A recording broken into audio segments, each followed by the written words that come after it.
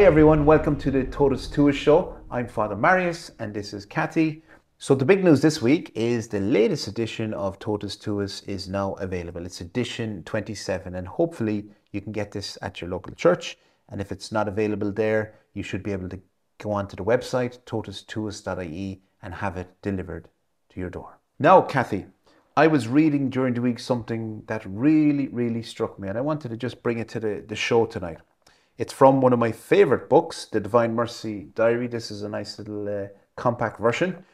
And it's paragraph 1448. So it goes like this.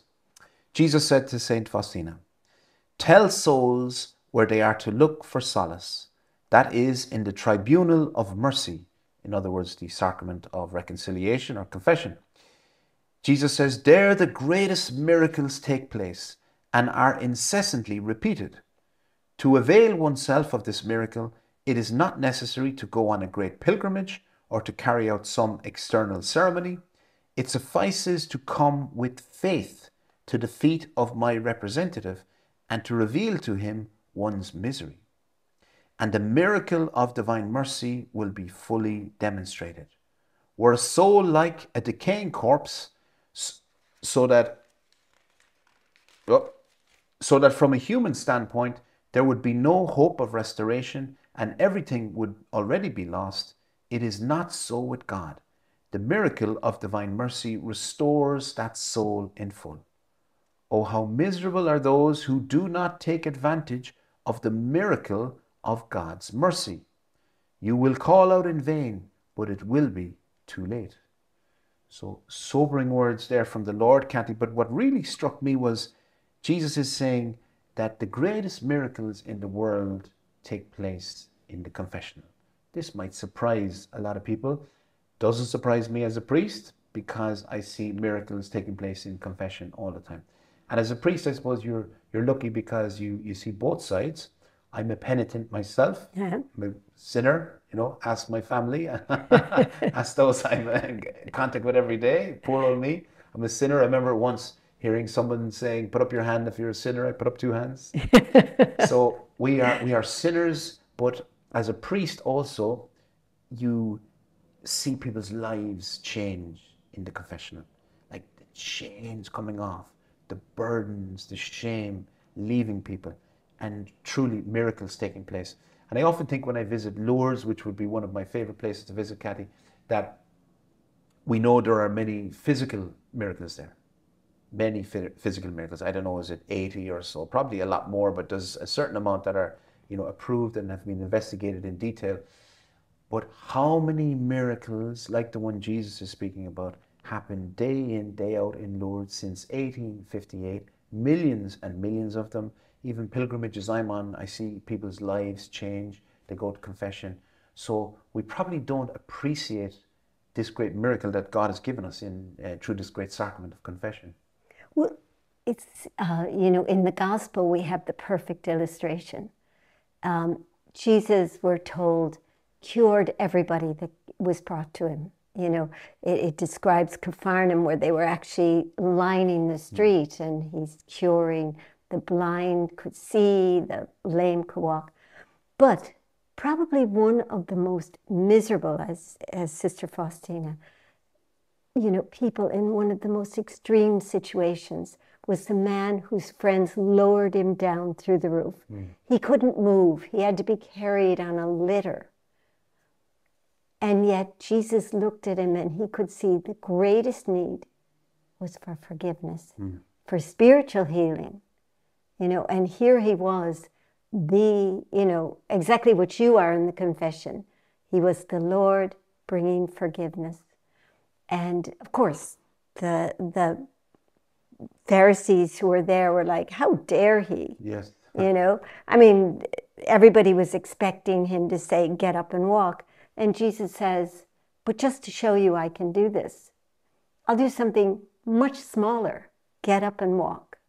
And he gets up and walked. The joy of that man going home, not just that he could walk, but he was healed, he was clean, that incredible joy. And it's a free gift. This is what amazes me.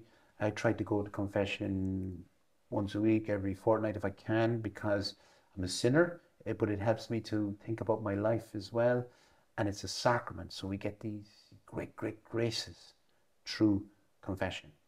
So, and it's a really good habit to get into as well, that I'm examining my life, and it humbles me, and I need to be humble. I need to be humble. So confession is a great way of doing that. I'm putting my hand up and living in reality and in the light by saying I was wrong. I shouldn't have done that thing, and I was thinking this, and I shouldn't have, or I should have done this thing, and I didn't do it, or whatever. It's really healthy to admit that, and to admit that, you know, I'm not God. I am a poor sinner. I need God. I need God, and I need his mercy. You know, one of my favorite stories in relation to confession, Kathy, has to be a story probably a lot of people have heard of. I'm sure you may have heard of it. The story of Rudolf Huss.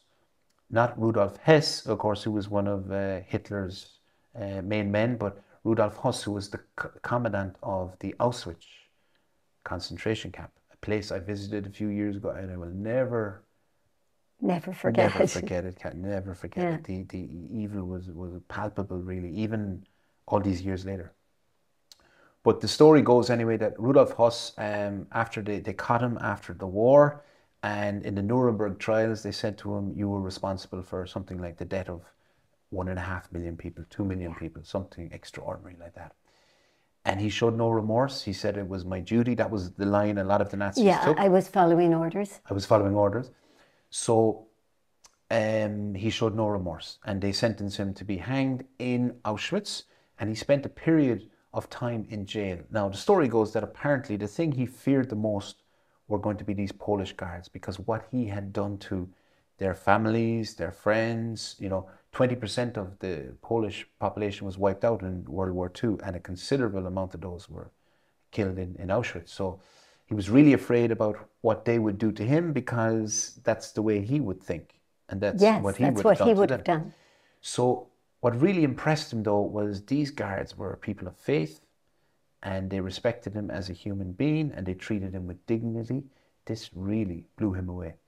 And he also heard in the background the bells going from a nearby Carmelite church, and it reminded him of his own youth when he was 9 years of age, and he was an altar boy. And when we're in the silence, we begin to think about our lives, don't we? And when we're facing death. We're facing death. I work in a hospital, as you know, and often when people are alone all day in a room, or they get some scary news or whatever it is, they begin to think about their lives. It's natural. It's what we would all do. So he begins to think about his life, and I think he's receiving a great grace as well. I think if you're living in a cave in the darkness, and you see the light, you have an aversion to it. It's too strong. You don't want to go near it. So we think of St. Maximilian Kolbe in Auschwitz, and we know that he was encouraging people to pray for this man and for the other guards. He said, because they're on the road to hell, we need to pray and offer sacrifice for them. So maybe this man was getting this tremendous grace. It had to be a special grace that he received. And eventually, being impressed by the guards and the way they were living their faith, and being reminded of his childhood, and he begins to think about his life, he asks to see a priest. Now, interestingly, they couldn't get a priest. None of the priests would come and hear his confession, which, it's not right. But I suppose when news broke in Poland about what had gone on in Auschwitz after the war, and people realized, and they just, I suppose from a human perspective, some of these priests just couldn't face this man. And there probably weren't as many priests anyways, because so many priests died in Auschwitz. Well, that's true. I hadn't thought of that. Yeah, that's a good point. So for whatever reason, they couldn't get a priest. Now, Rudolf Huss remembered the Jesuit priest who had visited him some years back. And this priest came back to his house I think it was in Krakow, and all his men were gone, and they'd been taken to Auschwitz. So he went to Rudolf Huss, and he demanded their release. And Rudolf Huss amazingly allowed him to go. Yeah. He showed him mercy, right? And Rudolf Huss remembered the priest's name, so he told him to get that priest. And he was the spiritual director for Sister Faustina's sisters. Divine Mercy, which is extraordinary. Little sign there. He comes and he hears Rudolf Huss's confession. And the next day, before he was hanged, Rudolf Huss on his knees received Jesus in the Eucharist and there wasn't a dry eye. Everyone was crying, weeping at how this monster had been transformed through the sacrament of confession. And it's a beautiful story for me, because it just reminds us that no matter what we do, we might have some people watching who maybe feel, I couldn't be forgiven for what I did, or, you know, God will forgive us of everything as long as we are contrite. We want to change, and we trust in His mercy. And he tells Saint Faustina in the diary time and time again, tell them about my mercy. Tell them about my great mercy. You know, in Virginia, there's a wonderful diocese, the Arlington Diocese. And every Lent, for the last maybe 4 or 5 years, they've had a program, and they have billboards all over the area, just ordinary billboards. And the slogan is, the lights are on. And it's a confessional light. And it was amazing to me. It meant that every church in the diocese, on, I think it's Wednesday night at a certain time, have confessions. Now, every church also has their Saturday confessions and, you know, whatever but there's an extra one every Wednesday, all evening. And the amount of people who just see a billboard, that hunger, the lights are on. But, you know, there's also, you were talking about this great grace. In my family, we had an incredible thing happen. I have a son, he's 44 now, and he's profoundly disabled. He can't speak. And the assumption is that he is intellectually impaired to a profound degree. And when he was 17, we used to go every week to this very holy Dominican priest who was teaching my children catechism and a couple of other children, one who's now a priest. And he would then say Mass for the children. Tiny little room, tiny, even tinier sacristy. But he would hear confessions in the sacristy. And for about 6 months, I noticed that Jamie seemed to follow him with his eyes when he'd go, or even reach out. And I just kept thinking, Jamie was 17 at this stage, but you know, we have this assumption, oh, they can't do a sin, you know, they're. And I just kept thinking, does he want confession? Well, another one of my sons, Father Leahy, had prepared for confession, and it was time for his first confession. And he froze. He absolutely became paralyzed with fear at the last minute, even though he was all excited about it. And then he was like, so I had to send everybody out of the chapel and into the freezing cold alleyway. And I said, we've got to wait. And, you know, he's going to, you know, he couldn't move. He couldn't get out of the chair. So Father sat next to him and he couldn't even speak. So Father sat next to my 7-year-old son, Kevin, and went through his confessions. He spoke both parts, the priest part, the penitence part. And he said, now, Kevin, I want you to say this in your mind. I know you're prepared. I know you. So he went through the whole confession and got absolution. Kevin was so happy. He jumps up and runs out to tell his brothers and sisters and cousins and everybody that he'd made his first confession. And it was the only confession of anyone's that I ever heard, because I couldn't bring Jamie out into the cold. His health wasn't good enough. So it gave me the idea. I said, Father, can you do that for Jamie? 17 years old. And Father said, yeah. And he sat down next to him and he went through the whole confession just slowly. Jamie, you've been attending the catechism classes. You know what confession is. Went through the whole. Then we packed everybody into the car, went home. I almost forgot. Got everybody their dinner. And after dinner, a neighbor came in. And we were just chatting. And then he said, oh, by the way, Jamie made his first confession today.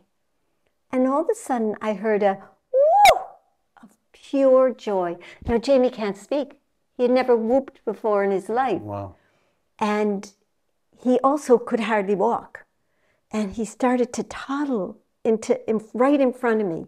And they said something more about it. And he whooped, and he started to dance around the kitchen.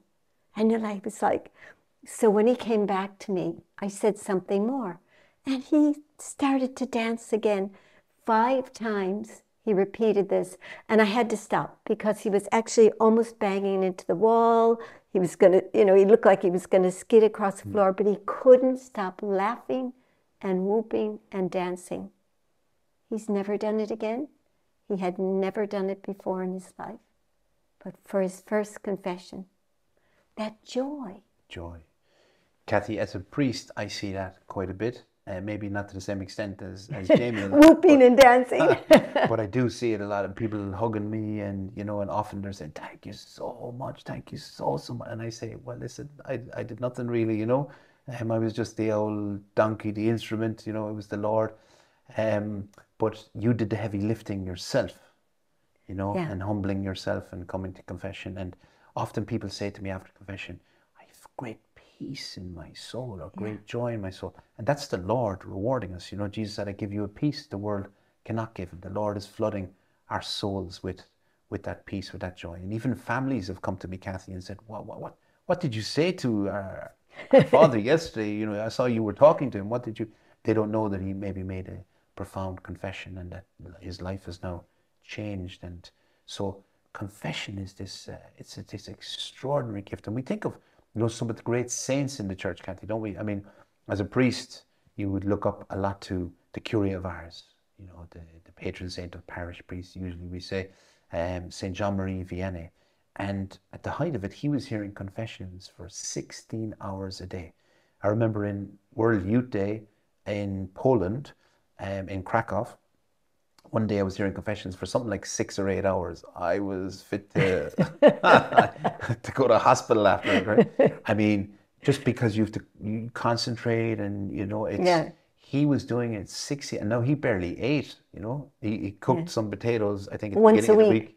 week, and like they were all, and he just ate whatever was left. They were moldy and everything. I mean, he was a man of a very, very, very holy priest with special graces. But we associate him with confession, and thousands of people coming and coming and coming to him to have their confession heard. And another, I mean, we think of Padre Pio too, right? Oh yeah, Padre Pio again would spend, his mass was at 5 in the morning, and 2 hours long, and then into the confessional. And there's a beautiful sculpture. I don't know if people know Tim Schmaltz. If you've been to Knock, there's a St. Brendan behind the Basilica by Tim Schmaltz. If you're in Belfast, there's a sculpture of the homeless Jesus on a park bench in the middle of Belfast. Those are all by Tim Schmaltz. But he has a life-size sculpture of Padre Pio in the confessional, and he's got his hand up to give the absolution. And your beautiful statue. But you go around and you can sit on the penitent's bench on the other side of the screen. And when you do, you look in and you see it's the face of Jesus. So outside is Padre Pio, but what the penitent is seeing is the face of Jesus. And that's the secret of confession. Yeah, it's beautiful. And as we said, at the beginning of the show, it's just such a gift that God has given us. So just to encourage everyone to really take advantage of that gift. And if there's anyone that's kind of afraid, maybe to go to confession, or that happens sometimes, to just go and to not be concerned too much about who the priest is, because you're going to meet Jesus. The priest is just the instrument. And I myself am a priest, but I have to go to a priest to hear my confession heard as well. So really, really important. So thanks again for joining us, dear friends, for the Totus Tuus Show. Hope you enjoyed it. Keep us in the prayers. And if you like the show, don't forget to click the like button. This will help us to grow this show, and that we can reach more people and spread the good news of the gospel. If you want to see future shows, don't forget to click on the subscribe button. And we love to get your comments and your feedback as well. So thanks for joining us, and God bless.